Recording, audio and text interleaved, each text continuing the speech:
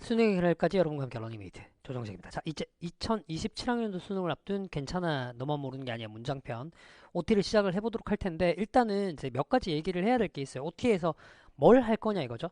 자, 첫 번째 제가 이제 뭐부터 얘기를 할 거냐면 애초에 이 강좌가 무엇을 가르치는 강좌고 도대체 강좌의 명은 왜 이따위냐 여기에 대한 얘기부터 좀 해볼 거고요. 그 다음에 두 번째로 실제로 이제 수업을 좀 보여드릴 겁니다. 여기 수업을 좀 보여드리는 게 두 가지 목적이 있어요. 첫 번째는 나는 OT를 듣더라도 여러분들이 뭔가를 얻어가는 게 있었으면 좋겠어. OT를 듣는 시간도 어쨌든 길바닥에 버리는 시간이 되어서는 안 된다고 생각하거든. 그러니까 모든 강사들이 사실 나름대로 메가스터디라는 사이트에서 혹은 뭐 다른 인강 사이트에서 이렇게 OT를 찍고 있으면 이 업계에선 탑을 찍은 사람들이 말빨 얼마나 좋겠어요. 듣고 있으면 이 강의 들으면 뭔가 해결되는 것 같단 말이야. 근데 요는 뭐냐? 실제로 수업을 들어봐야 너한테 맞는 스타일인지 네가 원하는 거 얻을 수 있는 수업인지를 결정할 수 있잖아. 그래서 두 번째 이유로 내가 수업 스타일을 보여주면서 네가 실제로 이 수업이 너한테 맞는 수업인지 아닌지를 판단할 수 있는 시간을 드릴 거라고. 그게 이제 OT에서 수업을 보여드리는 두 가지 이유입니다. 첫 번째, 아, 이 짧은 시간 동안 OT를 들으면서라도 뭔가를 얻어갔으면 좋겠다는 마음. 그 다음에 두 번째는 내 수업 스타일이 너한테 맞는 직접 확인해보라는 거. 그 다음에 이제 두 번째로, 전체적으로 이제 세 번째가 되겠죠. 이 교재와 강좌의 구성에 대해서 말씀을 드리도록 할게요. 자, 그리고 마지막으로 여러분들이 수업을 듣는다면 꼭 아셔야 될 예습과 복습에 대한 얘기를 좀 한번 해보도록 할게요. 자, 여기서부터 차례차례 한번 해보도록 합시다. 일단 강좌에 대해서 얘기를 먼저 해볼 텐데 이 강좌명 얘기를 하면 어느 정도 느낌이 올 거거든. 문장편이라고 되어 있잖아요. 제가 이제 보통 문장 해석법을 알려드리는 강좌들이 모든 선생님들의 기본 강좌로 깔려 있는데요. 그 기본 강좌를 깔 때 보면 이제 구문이나 뭐 이런 형태의 의미들을 되게 많이 씁니다만 저는 문장편이라는 의미를 써놨어요. 왜 이렇게 달아놓고 이제 수업을 진행하느냐. 사실은 영어의 문법적인 성분들은 여러분들이 일단 모의고사를 기준으로 고1 모의고사에서 한 70점만 넘는다 하더라도 어느 정도 알거든요. 자, 생각 한번 해봅시다. 문장 성분으로 영어 제일 앞에 나오는 문장 성분 뭐죠? 주어, 그 다음 뭐 나오니? 동사. 다 안단 말이야. 영어에서 목적어나 보어가 어디 있어요? 동사 다음에 있죠. 자, 이거 물어볼까요? 혹시 네가 영어권 국가에서 살면서 영어를 했던 게 아니라 한국에서 영어를 꾸준히 배우면서 영어를 해왔던 친구라면 이 정도 대답은 다 할 수 있을 거거든. 삼형식 뭔지 얘기해볼래? 주어 동사 목적어로 이루어진 거 어느 정도는 알고 있잖아, 그치? 들으면 무슨 말인지를 알고 있잖아. 근데 이런 문장 구조를 알고 있다고 영어 문장을 다 이해할 수 있는 건 아니거든. 왜 그럴까? 이거 왜 그럴까? 이게 왜 그러냐면 애초에 영어는 문장을 구사하는 방식이 한국어와 굉장히 다르기 때문이에요. 일단은 첫 번째로 되게 큰 차이가 이제 이런 거죠. 영어는 좀 사물을 주어로 하는 방식들이 굉장히 좀 널리 퍼져 있습니다. 예를 들어서 우리 이런 말 해볼까요? 1990년대에 팝 음악이 되게 유행했어. 이 영작 한번 해볼래? 유행. 유행 모르겠으면 제가 영단어를 드릴게요. 팝 음악은 알잖아. 팝 뮤직. 그치? 1950년대 1990년대라고 했군요. 제가 더 1990s라고 하면 1990년대가 되겠습니다. 자, 유행. prevalence라는 표현을 쓰면 돼요. prevalence. 보통 이제 널리 퍼짐, 유행이라는 표현인데 한번 해볼래? 영작 한번 머릿속에 한번 떠올려 봐봐. 1990년대 팝 음악이 되게 유행했어. 피님 머릿속에 확 떠오르시나요? 뭔가 쉽지 않죠, 그쵸? 영어식 표현으로 이 표현을 어떻게 하냐. 잘 들어보세요.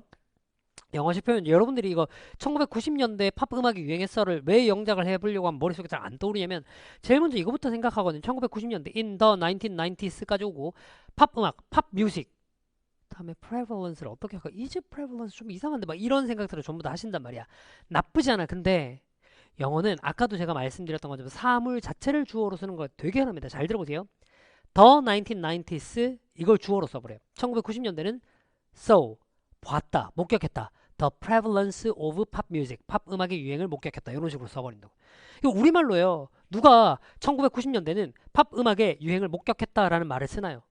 그렇게 말 쓰는 사람 없어요. 그렇게 말하잖아요. 친구를 잃는 말투예요. 되게 좀 재수없는 말투라고.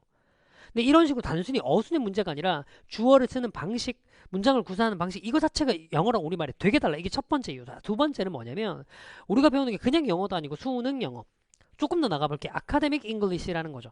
참 이제 슬프게도 보통은 학술적인 글을 읽기 전에는 먼저 그 나라의 언어 자체에 익숙해지는 과정부터 겪어야 돼요. 여러분들이 국어 영역 비문학을 잘 읽을 수 있는 이유는 적어도 이제 읽고 난 다음에 이해하기 힘든 문장들도 있긴 하지만 대부분을 읽고 어느 정도는 이해를 할 수 있는 이유가 우리말 자체의 훌륭한 네이티브 스피커이기 때문이죠. 근데 우리는 영어의 훌륭한 네이티브 스피커가 아닙니다. 이게 소수 정말 어렸을 때부터 어학의 재능이 좀 있는 경우 아니면 이제 어렸을 때부터 뭐 영유 같은 데 나오고 미국의 생활도 좀 해보고 미국 영국 등지의 생활도 좀 해보고 하는 경우가 아니라면 우리는 영어식 대화에 익숙하지 않아요. 근데 그 상태에서 아카데믹 잉글리시를 배워야 된단 말이에요. 선생님, 아카데믹 잉글리시라는 게 도대체 뭔가요? 우리말도 보면 아까 제가 중반에 잠시 말씀을 드렸습니다만 국어 영역 비문학이랑 우리가 평소에 말하는 말투랑 굉장히 다르잖아요. 그죠? 그러니까 누가 국어 영역 비문학처럼 친구랑 대화를 나눠요. 자꾸 그런 식으로 대화 나누면 인간관계 다 상실된다니까. 우리말도 학술적인 내용을 전달하기 위한 글은 일상적인 언어와 굉장히 달라요. 영어도 똑같아요. 영어도 똑같아요. 예컨대 이런 겁니다.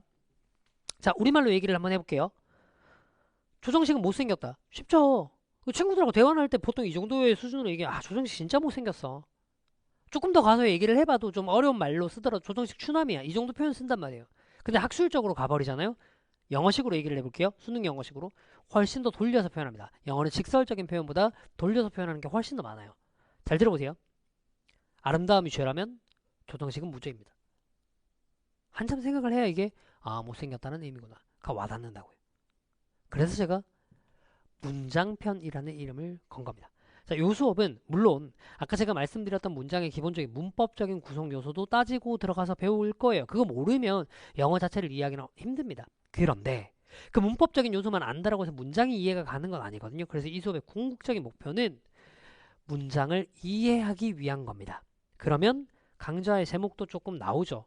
대부분의 학생들이 자기가 어느 정도 영어의 노베이스가 아니라고 생각하는 이유 중에 되게 큰 게 아까 제가 말씀드렸던 문법적인 성분들은 알고 있다라고 생각하기 때문이에요. 근데 문법적인 성분만 알고 있다라고 해서 영어가 조금 더 가서 아카데믹 잉글리시가 이해가는 건 아니거든요. 자, 여러분들 특히나 이제 모의고사 기준으로 고1 모의고사 한 2등급 정도 선까지 아래에서부터 2등급 얘기하는 겁니다. 그 다음에 고2 모의고사 기준으로 한 3등급 정도 선까지 학생들이 제일 많이 하는 얘기가 이거예요. 특히나 고3이 되고 나면 선생님 읽고 난 다음에 우리말로 해석은 되는데 그게 무슨 말인지를 모르겠어요. 그죠? 보세요. 너만 모르는 게 아니라니까요. 대부분의 수험생들 다 그 상태입니다. 그 상태를 해소하기 위한 강좌가 이 강좌예요. 그래서 이제 초반이니까 제가 위로의 말과 함께 괜찮아요. 지금은 너만 모르는 거 아니라고요. 그 상태를 조금 더 탈피하는 강좌로 이 강좌를 타겟팅한 겁니다. 그래서 이 강좌의 이제 성격과 강좌명이 어떤 건지를 조금 느낌이 오실 거예요. 그럼 이제 조정식의 수업 스타일이 뭔지를 좀 보여드리도록 할게요. 제가 OT에서부터 여러분들이 뭔가를 얻어가야 되는 게 있다라고 얘기를 했잖아요. 보여드리도록 할게요. 자, 이 책 제일 앞쪽에 보면 챕터 0 품사와 문장 성분 간의 관계라는 게 있어요. 품사와 문장 성분 간의 관계. 말 그대로 이제 영어에서 품사라는 친구와 문장 성분의 관계를 설명해 주는 부분인데 이 부분은 사실은 수능 영어 문법에서도 가장 많이 출제되는 파트이며 그리고 영어를 이해하려면 기본적으로 알아야 되는 문법적인 요소이기 때문에 제가 이제 먼저 따지고 들어가는 겁니다. 앞으로 제 수업에 1강부터 수업을 들으려고 하더라도 이걸 모르시면 따라오기가 힘들어요. 그리고 제 수업뿐만 아니라 다른 모든 수업을 듣더라도 이 정도는 아셔야 돼요. 제가 제일 먼저 이제 띄워놓은 이 문장이 있거든요. 이 정도 문장 해석되는지 포즈 버튼 누르고 한번 해보실래? 네, 이 정도 문장은 여러분들이 해석이 되셔야 이 강좌를 따라올 수 있습니다. 처음부터 이제 이 문장이 해석이 지금부터 안 돼. 그러면 사실은 이 강좌가 꽤나 힘들 수도 있어요. 선생님 제가 단어를 잘 모르겠는데요. 하나만 딱 힌트를 단어 알려드릴게. 여기 timeless 시간이 없는이 아니라 아예 그 정해진 시간이 있고 시간을 초월한 요렇게 이해를 좀 해주시면 됩니다. 네, 저 시간을 초월한 시대를 초월한 요 정도로 이해해 주시면 됩니다. 다시 포즈 버튼 누르고 문장 한번 이해 한번 해볼래? 오케이. 다시 한번 말씀드릴게요. 요 강좌를 들을 때 기본적으로 수강 대상 이 정도 문장은 지금도 해석이 되셔야 됩니다. 우리말로 예쁘게 어떤 어순으로 만들어야 될지 모르겠더라도 읽고 난 다음에 무슨 말인지 정도로 아셔야 된다니까. 자, 맞게 했는지부터 먼저 확인 한번 해볼까요? 바다는 끝없어 보였고 여행객들은 이 일몰을 감탄하면서 봤죠. 조용한 해변가에서. 왜냐하면 시인들이 그 순간을 정말 시간을 초월한 보물이라고 불렀기 때문이죠. 됐지? 내가 이렇게 얘기했는데 timeless를 제외한 나머지 admire 이라는 단어 sure, 이라는 단어, treasure 이라는 단어. 나는 이런 단어를 몰라가지고 그냥 해석을 못했을 뿐이다. 그래, 어휘력 자체도 실력이 되니까 그 정도 어휘 모르면 이 강좌 아니야. 시작해부터 가셔야 돼. 좀 자기 자신을 냉정하게 돌아보는 것에서부터 강의를 시작해보도록 합시다. 자, 근데 내가 이제 이 문장을 통해서 여러분들에게 보여주고 싶은 게 뭐냐. 잘 들어보세요. 영어에는 소위 얘기하는 문장 성분이라는 게 있어요.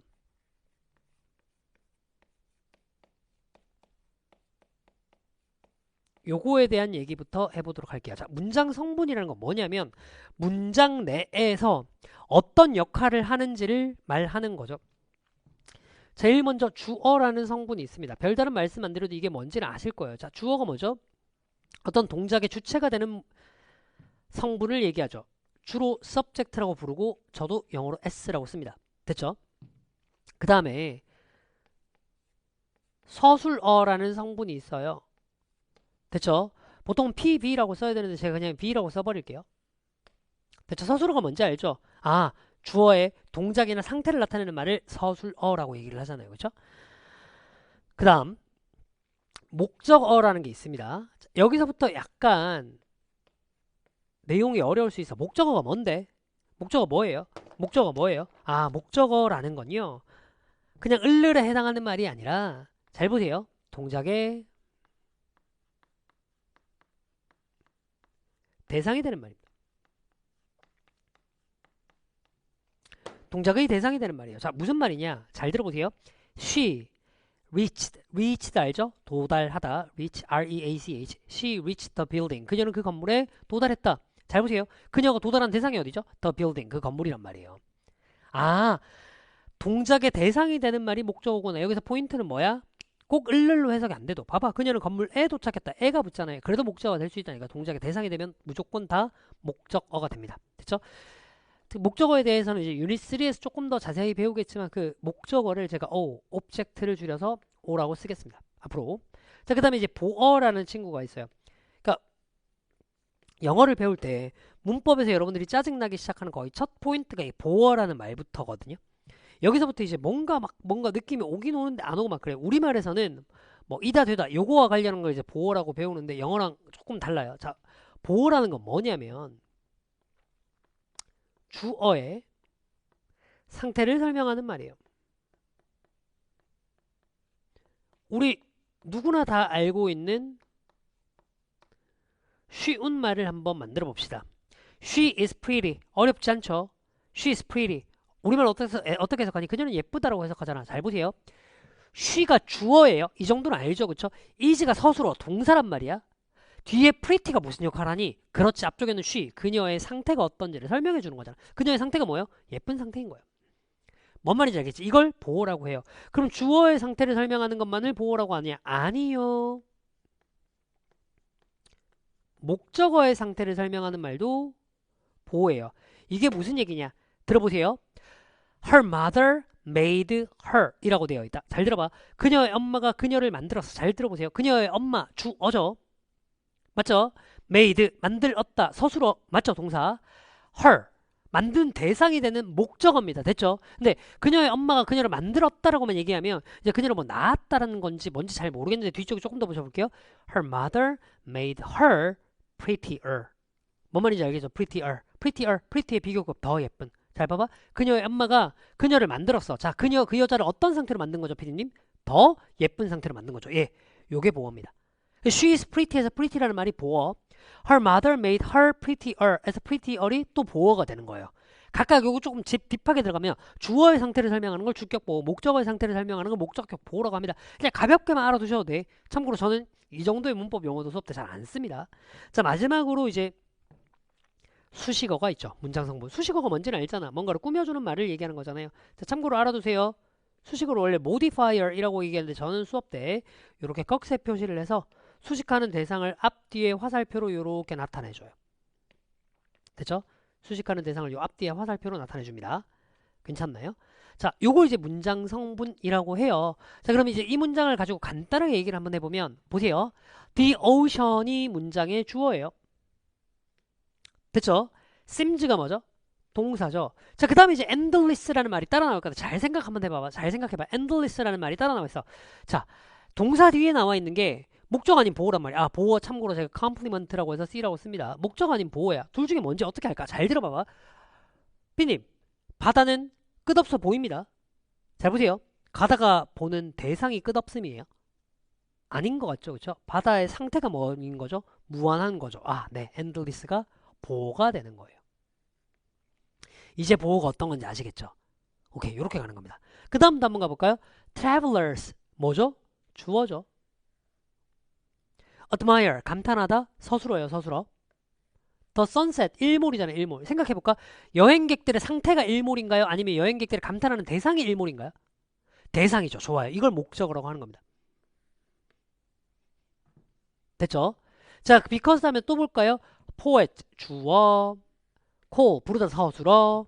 그 다음에 시인들이 불러. 뭘 불러요? 그 순간을 불러요. 자, 시인들이 부른 대상이 뭐예요? 그 순간입니다. 근데 여러분들 상식적으로 한번 생각해 볼까요? 여기서 부르다라는 게 정말로 야, 그 순간아! 이렇게 큰 소리로 부르는 거예요? 아니죠. 그 순간을 뭐뭐라고 부르는 거죠. 무슨 말인지 납득됐나요? 그럼 보세요. 그 순간의 상태를 설명해 주는 말이 timeless treasure. 아, 시간을 초월한 보물. 다시. 그 순간의 상태가 뭐인 거예요? 시간을 초월한 보물이 되는 거라서 보호가 되는 거라고요. 무슨 말인지 납득되셨습니까? 조금 더 딥하게 가보면 얘는 주어를 설명하는 보호니까 주격 보호가 될 거고요. 얘는 목적어를 설명하는 보호니까 목적격 보호가 될 거야. 자, 문장 성분을 왜 굳이 이렇게 분석할 줄 알아야 되냐? 다시 한번 얘기할게요. 이게요. 여러분들이 문장이 조금 어려울 때 해석을 만들어내는 방법이기도 하지만 동시에 문법 문제를 만들어내는 방법이기도 하고. 웬 문법 문제? 자, 영어에는 품사라는 친구가 있습니다. 영어에는 품사라는 친구가 있어요. 자, 품사라는 게 뭐냐? 영어에는 8품사라고 얘기를 해가지고 8개 메인 품사가 있거든요. 근데 이 중에 있잖아. 사실은 수업 때도 잘 안 다뤄지고 수능에서 문법 문제로도 안 다루는 품사들이 있어요. 예를 들면 더 같은 관사, 와우 같은 감탄사, 그 다음에 뭐 and but 같은 접속사, 이런 것들 제가 좀 제외하고 나머지 품사들에 대해서만 얘기를 좀 해보도록 할 거야. 오케이? 자, 볼게요. 일단은 품사 중에 명사, 대명사라는 친구가 있습니다. 뭔지 알지? 사물 혹은 어떤 사람의 이름을 나타내는 게 명사잖아, 그치? 그리고 그걸 대신하는 말을 대명사라고 하고. 근데 여기서 명사라는 말에서 조금 더 의미를 확장시켜야 되는데 추상적인 대상을 나타내는 것도 명사야. 예를 들면 love, 사랑. 추상적이잖아. 이런 것도 명사라고. 추상적인 뭔가의 이름. 됐죠?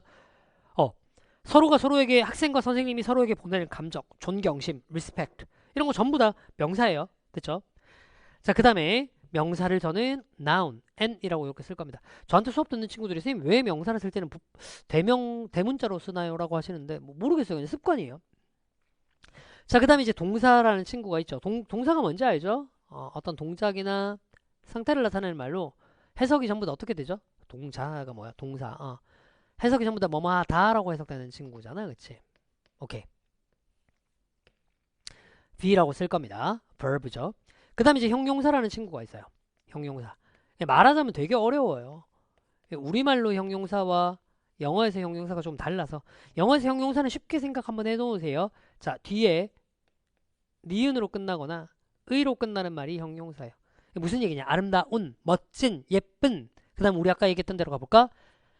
아까 타임리스 내가 뭐라 그랬죠? 시공간을 초월한 이라고 얘기를 했죠. 네, 이게 니은으로 끝나는 형용사예요. 괜찮죠? 자, 형용사를 저는 adjective라고 해서 adj라고 쓸 겁니다. 형용사를 adj 이렇게 쓰도록 할게요. 됐죠? 자, 그리고 이제 부사라는 친구가 있는데 부사 잘 알아두도록 하세요. 뒤쪽에서도 제가 몇 차례나 얘기를 할 거지만 자, 부사라는 친구는 물론 우리 앞쪽에서 봤던 형용사에다가 ly를 합치면 여러분들 알고 있는 부사가 됩니다. 그런데 이것도 부사예요. 시간을 나타내는 말이요. 예를 들면 today, 오늘, yesterday, 어제 전부 다 부사입니다. 됐죠? 시간을 나타내는 말. 자, 그 다음 2 o'clock 이런 거 3 o'clock 그 다음 어딨냐? 장소를 나타내는 말 부사예요. 예를 들면 here, 여기, there, 저기 이런 거 다 부사예요. 자, 그 다음에 이제 뒤쪽에서 배우겠지만 이유를 나타내는 말도 다 부사입니다. 뭐 because 들어가고 이런 거 얘기하는 거예요. 그다음 방법을 나타내는 것도 부사라고 하는데 요거는 약간 뒤쪽에서 배우도록 할게요. 조금 어려운 개념이라서요. 자, 부사를 저는 adverb, adv 이렇게 쓸 겁니다. 됐죠? 자, 마지막으로 이제 품사 중에 여러분들이 요것도 꼭 알아두셔야 되거든요. 전치사요. 전치사요.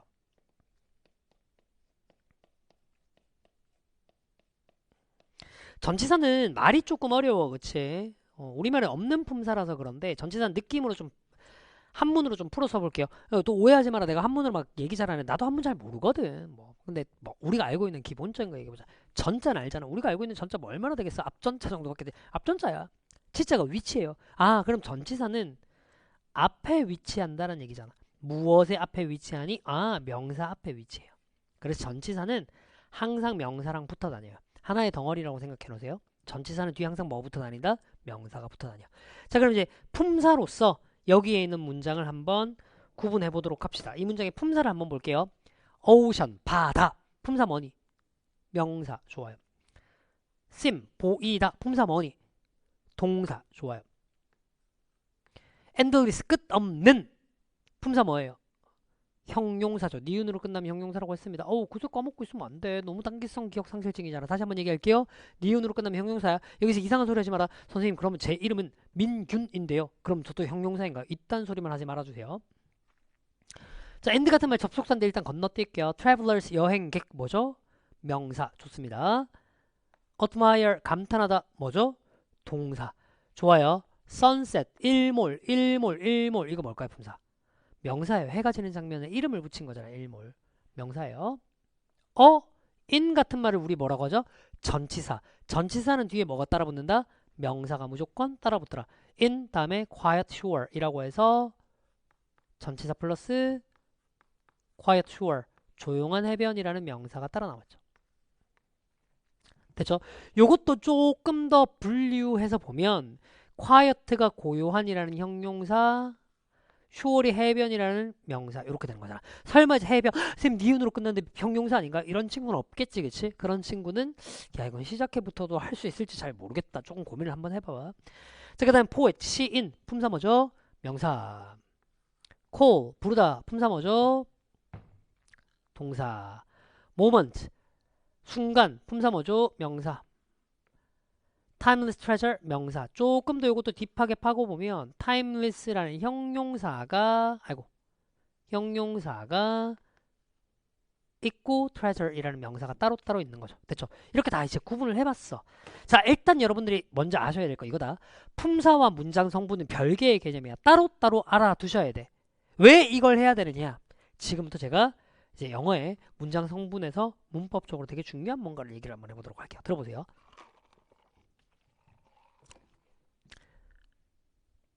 뭐 좀 마셨어. 목이 말라가지고. 자, 품사와 문장 성분의 관계를 조금 한번 알아보도록 합시다. 자, 이제부터 이렇게 알아두시면 되겠습니다. 좀 비유적인데요. 품사는 학생이에요. 문장 성분은 스터디 카페 스카이 좌석이에요. 이게 무슨 얘기냐? 물론 이제 스터디 카페는 자유석을 쓰는 곳도 있습니다만 요새 이제 독재하시는 분들은 좀 잘 아실 거예요. 고급형 스카를 가면 여러 사람들이 같이 앉을 수 있는 뭐 이제 대중 좌석들도 있지만 자기 사물함이나 이런 것들을 따로 놔둘 수 있는 락커 같은 것들이 다 따로 있는 좌석들이 있단 말이야. 근데 그건 정해진 좌석이 따로 있죠.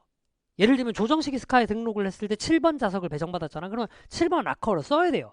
내가 스카 갔는데 오늘은 삘이 뭔가 7번이 아니야. 7번 너무 높게 있어. 나의 신장으로는 무리야. 나는 그냥 아래에 있는 3번을 쓸래. 그런다고 되나요? 안 된다니까. 정해진 락커, 정해진 좌석 무조건 써줘야 돼요. 이게 품사와 문장 성분의 관계입니다. 다시요. 품사라는 학생은요. 문장 성분이라는 좌석 중에 어디 좌석을 쓸 수 있는지가 정해져 있어요. 다시요. 품사는 뭐랑 똑같아요? 학생이랑 똑같아요. 그래서 문장 성분이라는 좌석 중에 어떤 좌석을 쓸 수 있을지가 딱딱 정해져 있어요. 그거 어기면요. 잘못된 거예요. 됐나요? 자, 먼저 볼게. 제일 쉬운 게 이거잖아요. 동사요. 얘는 누가 봐도 생긴 모양상 어떤 좌석에 들어가야 될 것 같아요? 서술어라는 자리에 들어가야 돼요. 그냥 그렇게 정해져 있는 친구예요. 더 이상 얘기할 게 없습니다. 끝. 됐죠? 자, 이제 명사 대명사부터 보겠습니다. 이 명사 대명사가 어떤 애냐면 좀 여유가 있어. 금전적으로 돈이 좀 있어. 얘는 스카 갈 때 딱 이 생각한 거야. 야, 애초에 나는 성격 자체가 락커 하나만으로 안 돼. 여기도 썼다가 저기도 썼다가 애초에 짐도 많이 놔두고 다닐 거고 좀 그냥 기분 내키는 대로 좀 딴 자리에 앉아서 공부도 좀 하고 싶어. 왜? 돈이 많거든. 그래서 얘는요 좌석을 3개를 끊어놨어요. 어마어마한 새끼죠. 자, 얘가 끊어놓은 좌석이 어디냐? 얘는 주어 자리에도 앉을 수 있고요. 목적어 자리에도 앉을 수 있고요. 보호 자리에도 앉을 수 있어요. 기억해 주세요. 명사 대명사는 이렇게나 앉을 수 있는 자리가 많답니다. 됐나요? 오케이. 자, 그 다음에 형용사라는 친구 얘기해 볼게요. 얘도 뭐냐면 명사 대명사만큼은 아니지만 좀 살아. 중산층이야. 중산층.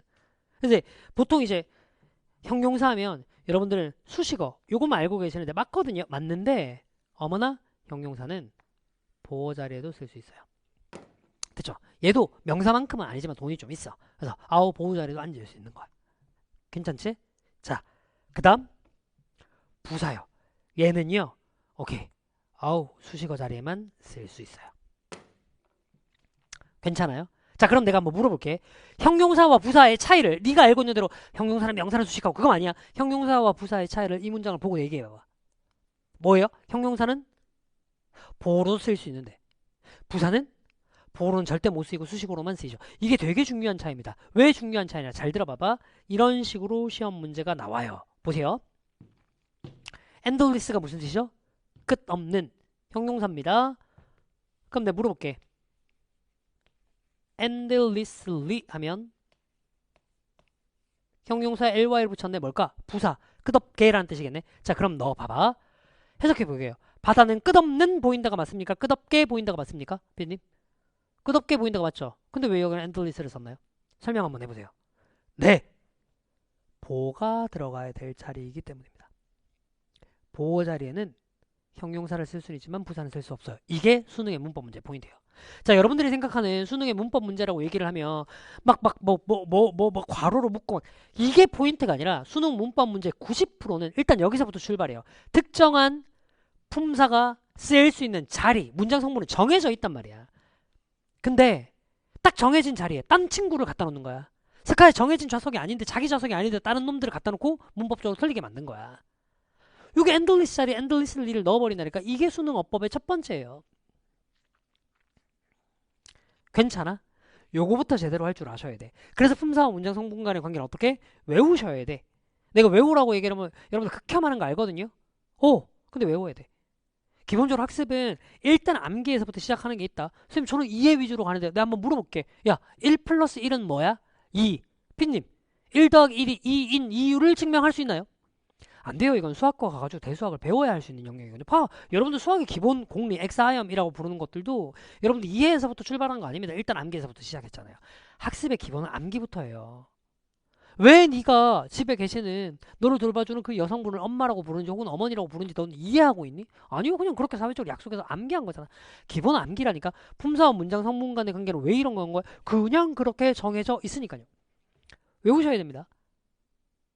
됐죠? 자, 지금 품사와 문장 성분 간의 관계가 맞게 이루어져 있는지 한번 볼게요. 주어 자리 뭐 썼나요? 명사 쓴 거 맞네요. 서술어 자리 뭐 썼나요? 동사 쓴 거 맞네요. 보호 자리 뭐 썼나요? 형용사를 썼네요. 됐죠? 여기는 보호 자리 뭐 썼나요? 명사를 쓴 겁니다.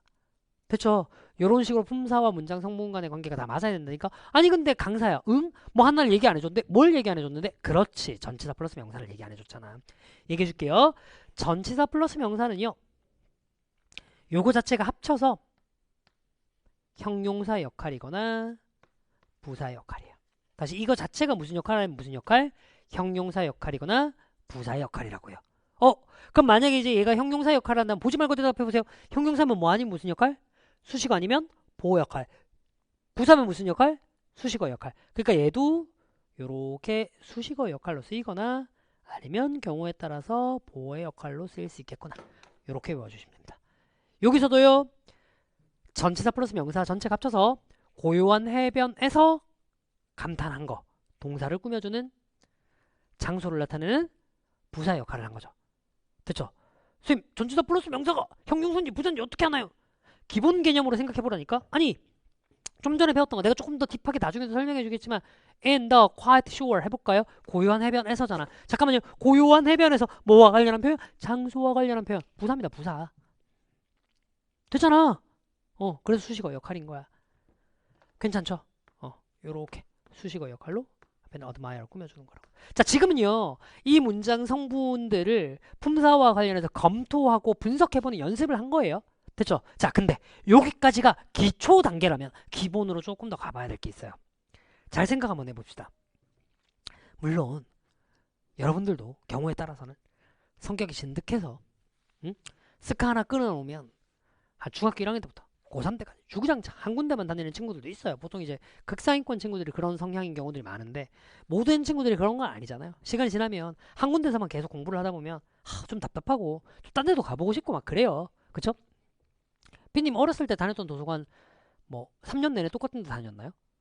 아니죠. 보통 바꿔가면서 다니죠. 이게 정상입니다. 자, 근데 내가 어떤 스카 다니면서 공부를 하다가 다른 스카가 괜찮나 싶어서 옮길 때 고3이에요. 수능 얼마 앞두고 밑도 끝도 없이 그냥 저 스카 한번 다녀보자 하고 다닐 수 있나요? 안 되죠. 또 저 스카가 나랑 맞는지 아닌지 알 수 없잖아요. 먼저 좀 알아봐야 돼요. 그쵸? 자, 그 알아보기 위해서 할 수 있는 방법이 뭘까? 물론 뭐 일권 같은 걸 끊어도 되겠지만 요새 스카들 중에 또 일권 안 되고 월권만 끊을 수 있는 스카들도 또 많단 말이야. 그런데 월권을 끊기에 돈이 너무 많이 들어.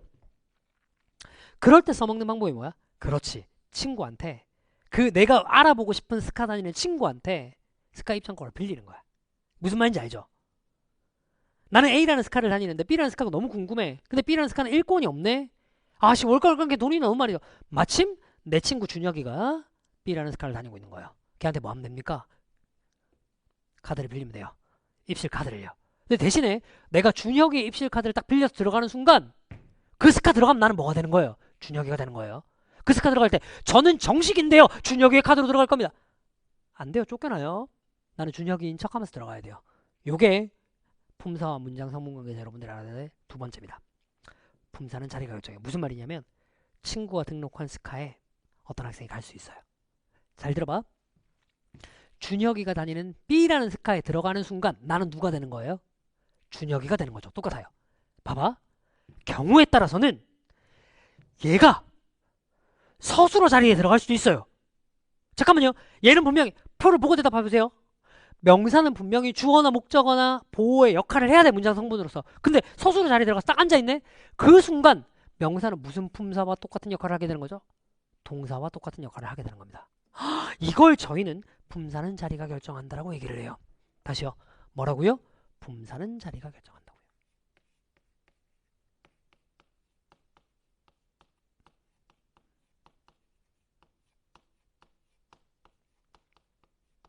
강사야, 너 무슨 말인지 좀 개념이 안 와다. 쉽게 설명을 해드릴게요.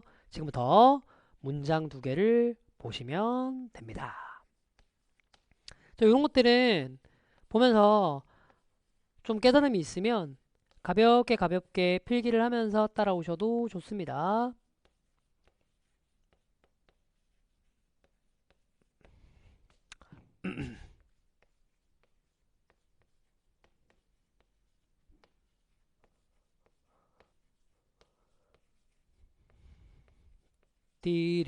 띠리리리리리리. 왜 갑자기 노래를 부르냐고요? 네, 이 고요함과 정적을 참을 수가 없어서요. 네.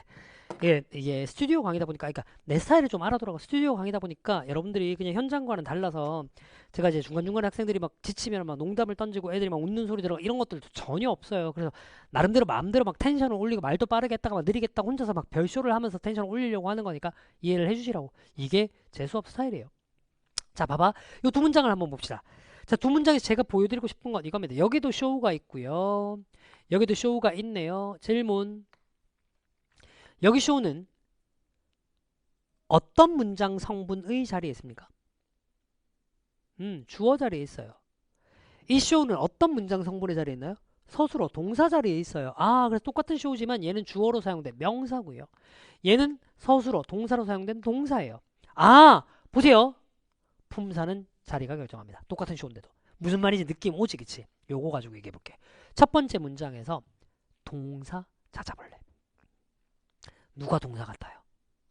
와우 됩니다. 뭔가 입 밖으로 내가 좀 찜찜해. 너는 이걸 동사로 본 적이 없거든. 그렇지만 얘는 동사예요. 왜 동사예요? 동사 자리에 있으니까요. 선생님 그럼 동사 자리에 넣어서 해석하면 어떻게 되는데 와우가 원래 무슨 뜻이죠? 와우지 와우. 놀라움. 놀랄 때 쓰는 말이죠. 와 이거잖아요. 똑같아요. 그럼 어떻게 할래? 아, 놀라움을 주다. 감탄을 자아내다. 정도로 해석하면 됩니다. 그 쇼는 관객들에게 놀라움을 줬다. 감탄을 자아냈다. 됐죠? 이거 수능 기출 문장이에요. 다음 또 한 번 해볼까? 얘들아, 여기 where이라는 건, 자, 의미 몰라도 돼. 일단 무슨 자리에 있나요? 잘 들어봐봐. 타이어가 보여줬대. 타이어가 보여줬대. 잘 생각해보자. 자, 보여주다로 초반이니까 제가 이렇게 분석하는 연습을 좀 할게요. 있잖아. 꼼꼼하게 분석할 줄 알아야 나중 되면 스무스하게 별다른 분석 없이도 그냥 문장 그 자체로 이해할 수 있게 된다. 처음에는 어쩔 수 없어. 우리가 있잖아. 외국어를 배우는 거거든. 그것도 어렸을 때 마더통처럼 자연스럽게 말하면서 익히는 게 아니야. 눈으로 보면서 배울 수밖에 없어. 문법적인 성분을 어느 정도는 알 수밖에 알아야 된다니까. 들어봐. The tire showed uneven wear 이라는 표현에서 show라는 표현을 생각해보자. show가 동사로 쓰면 무슨 뜻이죠? 보여주다. 그럼 보세요. 그 타이어는 보여줬다잖아. 뒤에는 타이어의 상태에 대한 얘기가 나오겠니? 보여준 대상이 뭔지에 대한 얘기가 나오겠니? 대상이 나와야 돼. 대상이. 아, 그러니까 여기는 목적어 자리에요. 목적어. 목적어 자리에 무슨 품사 써야 되죠? 명사 써야 돼요. 네, 좋아요. 여기 명사입니다. 명사. 근데 선생님 where이 무슨 뜻인가요? 입다요.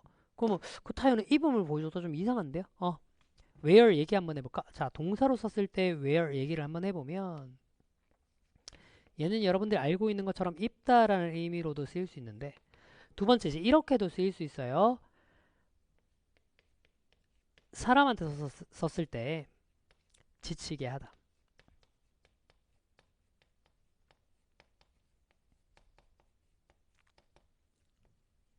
세 번째 어떤 물건한테 썼을 때 그 물건을 닳게 하다, 마모시키다.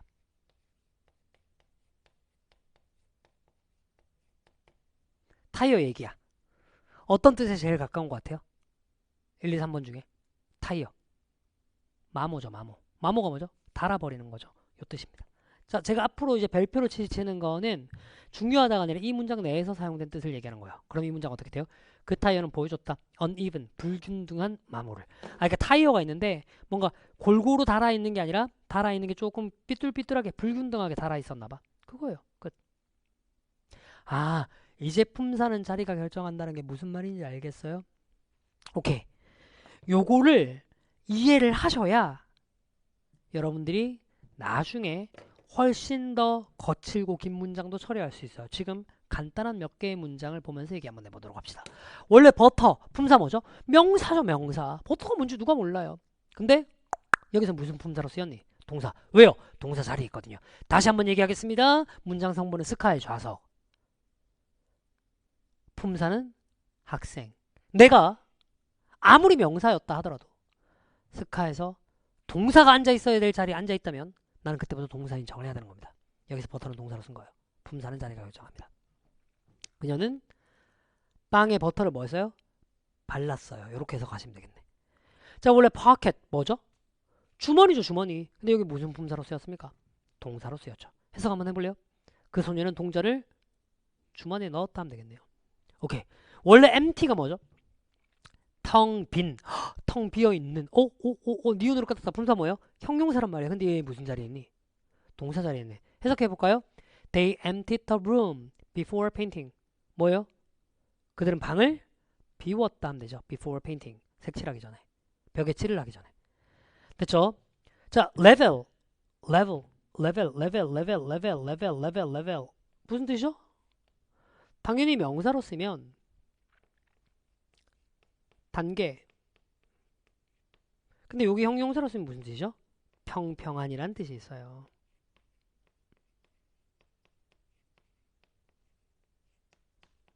여기서 무슨 품사로 썼니? 동사로 썼네요. 둘 중에 뭘로 해석할까요? 그는 땅을 그렇지 평평하게 했습니다. Before building the house. 집을 짓기 전에. 됐죠? 자, 별거 아닌 문장인데 이런 게 되셔야 나중에 복잡한 문장들이 처리가 되기 시작하신다고. 오케이? 수능에 나온 문장들 보면 진짜 말도 안 되는 것들이 막 이제 막 동사로 쓰이는 것들을 볼 수 있다니까? 예를 들면 풀 막 이런 말 있죠. 풀. 뭔지 알잖아. 스위밍풀, 수영장. 이거 동사로 쓰여요. 이게 풀에다 다 모아놓는다, 공유하다, 막 모으다 이 정도의 의미로 쓰이는 거거든. 그러니까 이런 것들 있잖아. 문장이 길고 복잡해져 한 세 줄쯤 되는 문장인데 이렇게 나와버리잖아. 동사 못 찾은 문장 해석 안 돼요. 그래서 제가 말씀드린 겁니다. 품사는 자리가 결정한다. 자, 요번 OT에서 여러분들이 제 수업 스타일을 보시면서 동시에 얻어가야 될 교훈 두 가지. 품사와 문장 성분 간의 관계 외우자. 두 번째, 이게 기본이긴 한데 경우에 따라서 품사는 자리가 결정하니까 딱 고정된 게 아니라 변화하기도 하더라. 괜찮죠? 오케이. 수업에만 너무 집중하고 계시면 안 돼요. 지금 저는 이거 설명하고 있거든요. 자, 그럼 이제 이 수업의 강좌는 어떻게 구성되고 교재는 어떻게 구성되느냐 얘기를 해볼게요. 강좌는요, 한 강당 45분. 더럽게 기내 하지 말고요. 지금 여러분들 OT를 한 45분 좀 듣고 계십니다. 됐죠? 자, 기본적으로 이 45분으로 제가 24강 구성으로 생각을 하고 있어요. 됐죠? 작년에 이제 23강 구성이었는데 한 강 정도가 더 늘어났습니다. 기본 강의가 그만큼 중요하기 때문에 제가 조금 더 늘린 거고요.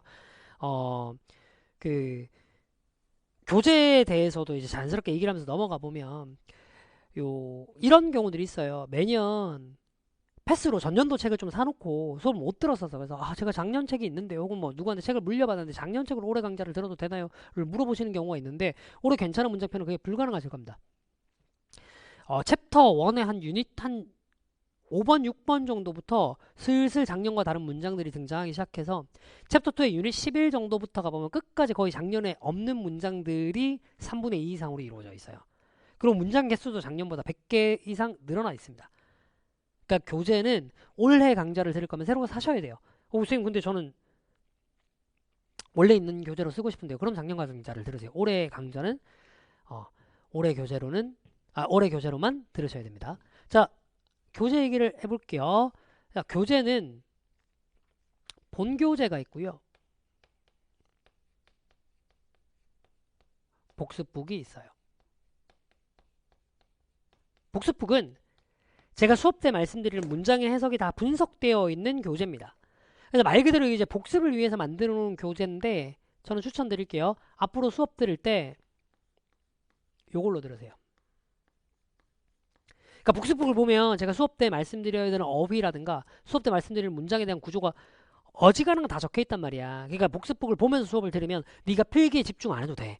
수업 때 어느 부분은 필기해야 되고 어느 정도는 필기 안 해도 되고 대충 이제 머릿속에 기억해도 되고 메모만 해도 되고 이걸 복습북을 보면서 판단할 수 있어. 수업 때 필기 외에 수업 자체에 집중하시란 얘기야. 알겠지? 그럼 이제 본 교재는 어디다 써야 되느냐?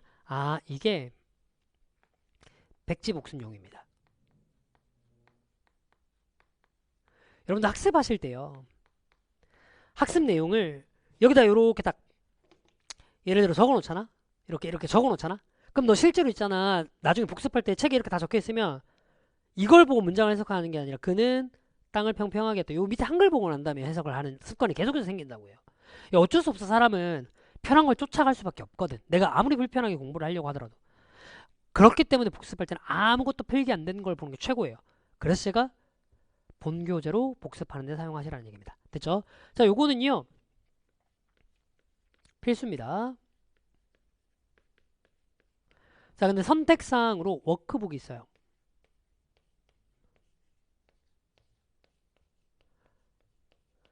근데 이 선택사항이긴 한데 영어 성적을 높이고 싶으시다면 저는 무조건 하시길 권장드립니다. 왜 그런 거냐? 생각을 한번 해봐봐.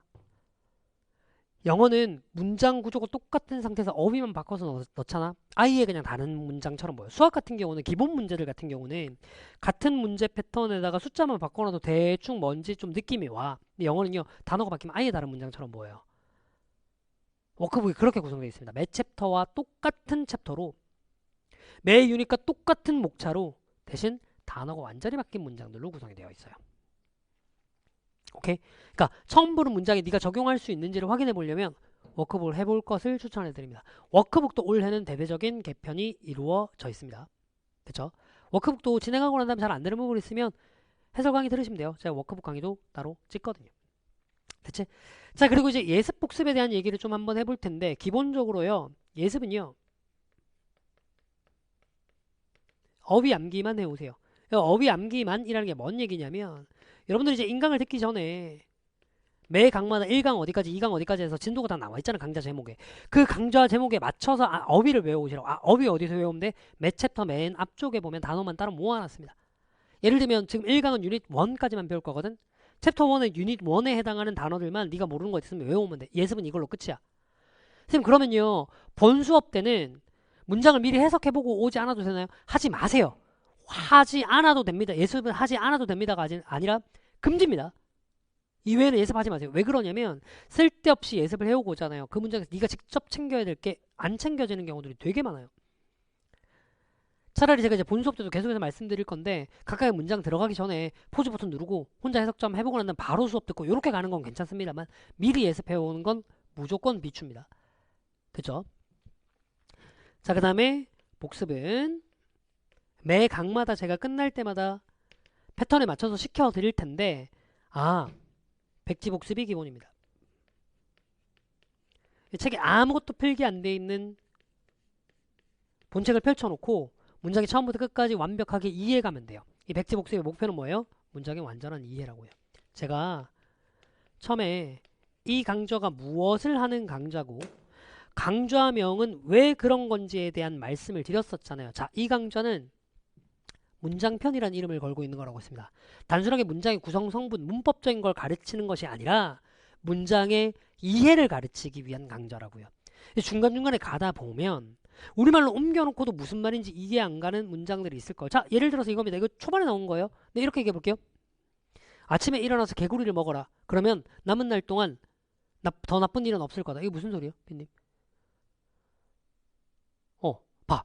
좀 어느 정도 이제 리딩의 경험이 있는 분들이 이렇게 답이 나와요. 근데 이 얘기 듣고 나면 무슨 소리인지 모르는 학생들 꽤 많을 거야. 이거죠. 아침에 눈 떠서 최악의 일부터 먼저 하라고요. 그러면 그 다음부터 그만큼 나쁜 일은 안 벌어질 거라고. 싫은 일은 눈 뜨고 먼저 하라는 얘기입니다.